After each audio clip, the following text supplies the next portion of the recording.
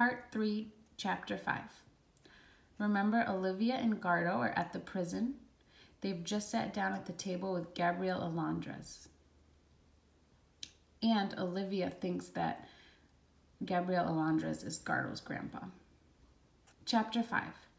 Olivia still. They asked me to write all this, but maybe Gardo needs to say things as well.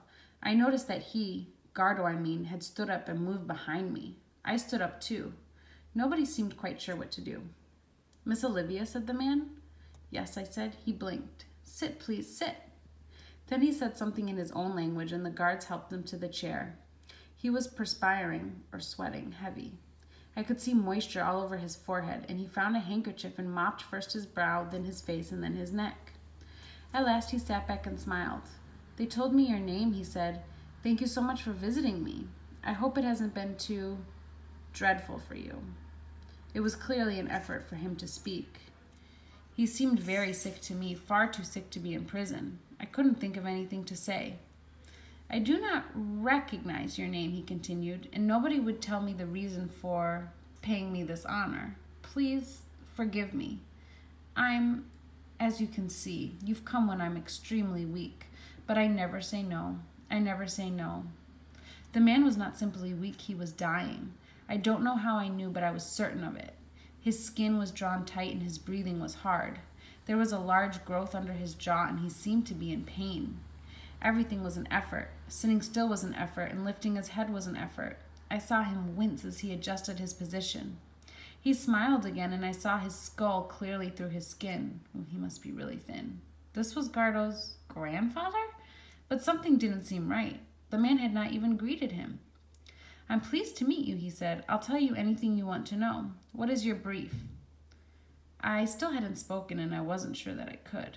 I wasn't sure what my voice would sound like if I did.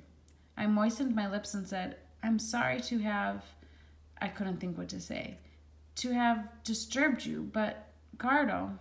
I looked around and Gardo was standing there, still as a post. He had not greeted the man and the man still had not greeted him.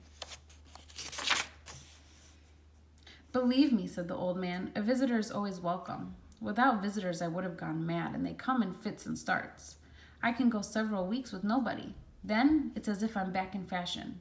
I have 2 in a day. You, my dear, are the first for some time. And your boy, this is Gardo, I said. You know each other, don't you? The old man looked at me and then at Gardo. He seemed puzzled and then smiled. You do know each other, I said. It's actually Gardo who wants to see you, about your house. The man said something in his own language, and Gardo replied softly. The man spoke again, and Gardo said nothing. Miss Olivia, said the man, smiling. He closed his eyes and waited. I'm sure your boy is a good boy, and I'm delighted that he's brought you here, but to answer your question... He paused this time for breath. To answer your question, no. I'm not acquainted with him, and I've never seen him before. As for a house, I have no house. I have almost nothing. It was all taken from me a long time ago. Gardo, you said this was your grandfather, I said. Gardo was looking away. I don't understand, I said. You told me. Sir, I'm a bit confused. Yes, so am I. The reason I came was, I just said it. Gardo wanted to see you about your house. I was going over Gardo's story in my mind, and the confusion was getting worse and making me panic. Was it the wrong prisoner? There had been confusion over the number. Were we sitting with the wrong man? Olivia, you don't know who I am, do you? You don't know anything about me. No, I said, I have no idea. He said something to Gardo in his own language, and Gardo answered softly. The man drew breath softly and closed his eyes. He says you paid 10,000 pesos to get to me. He's very generous with your money, I think. The going rate, Miss Olivia, is 1,500. Well, it's a lot less than 10,000. Once they got 5,000 from a journalist, but they kept him waiting 3 days, and it was coming up to the Zapata election. Oh, that's the guy that Jose Angelico stole $6 million from. I don't understand, I said. Do you know Gardo or not? No. Then he has used you to bribe his way to me. The money you paid bribes the administration here. The guards will bring people to me, and, like I said, there are often people wanting to see me, and I thought you must be one of them. The prison authorities make a good living from me, I think. But I still don't understand. Why do people come to see you? Gardo, you're not going to explain this? Gardo said something in his own language, and there was a short, abrupt exchange. Gardo seemed to be pleading, but the old man interrupted. "No," he said, "no. We speak in English with Miss Olivia. Miss Olivia has paid for this interview. We will say everything in English." He looked at me. "Your boy is playing a game, and he wants to ask me questions on his own. He wants to speak with me privately, and I have said no. I can see you are bewildered, and I am also very surprised. Please." He bent forward in his chair, and I thought for a terrible moment he was going to be sick. He leaned on his stick, and he seemed to be waiting for the pain to pass. He said something to Gardo in his own language again. Gardo took a cup from the table and filled it from my water bottle. He handed it to the old man, but the old man was shaking. He got a hand to the cup, but Gardo had to keep hold of it and feed it gently to his mouth. The man clutched the boy's arms. "I'm sorry," he said. He drank again. "I was saying, if I tell you who I am, Miss Olivia, and how I came to be here, things may become clearer. I'm very near death now, as you can see. Do you know they still will not let me out? As if I could harm a fly." He smiled at me. "You know my name, but it means nothing to you. There's no reason it should." Oh my God, I'm so curious. Why is Gabriel Alondres in prison? The pain had passed and he was relaxing. "The reason I'm in this jail is that I brought corruption charges against Senator Regis Zapata 35 years ago. Do you know Senator Zapata?" Remember, that's the guy that Jose Angelico stole $6 million for, that he used to work for. Corruption charges means that he's accusing him of breaking the law and stealing money from poor people. "No," I said. "He's a big man in this country, our trusted vice president. He's always in the papers for one thing or another.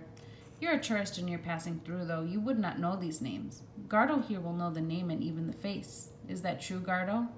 Gardo was nodding. "Everyone knows him. In this city, he's a very big man. You don't read the papers?" I shook my head. "Nor do I anymore. Once a month if I'm lucky. They starve me of the news, and perhaps it's for the best. Waiting for change has exhausted me. It's probably best I hear so little. I was never important, Olivia.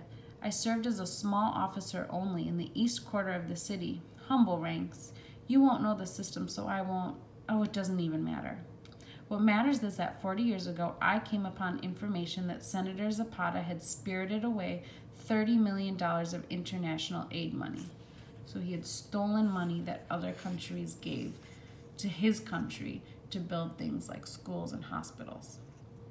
It was a package of grants with the United Nations leading, and it was to build hospitals and schools. They called it seed corn money. Now, seed corn money is very important in the way things work. When a country receives such money, it's a condition that a proportion of the money is matched by the government and by other donor countries too. In this case, 30 million was going to be added to by our government here and by, private investment. The big banks were involved. So that 30 we hope, turn into 60 or 70 million. 70 million would have changed the city, Miss Olivia, at that time. But no schools or hospitals were ever built, and the city stayed poor. Senator Zapata stole it, and I tried to prove he stole it. It never went to court because the senator quickly countersued. It seemed he had more friends than I, and infinitely more power. I ended up charged and prosecuted. I was convicted. My appeals were laughed at. Life imprisonment I got, and... He paused again and winced with pain. I think the sentence is nearly over. Wow, so he is connected to Jose Angelico, not only because they're family, but because they're both very interested in Senator Zapata.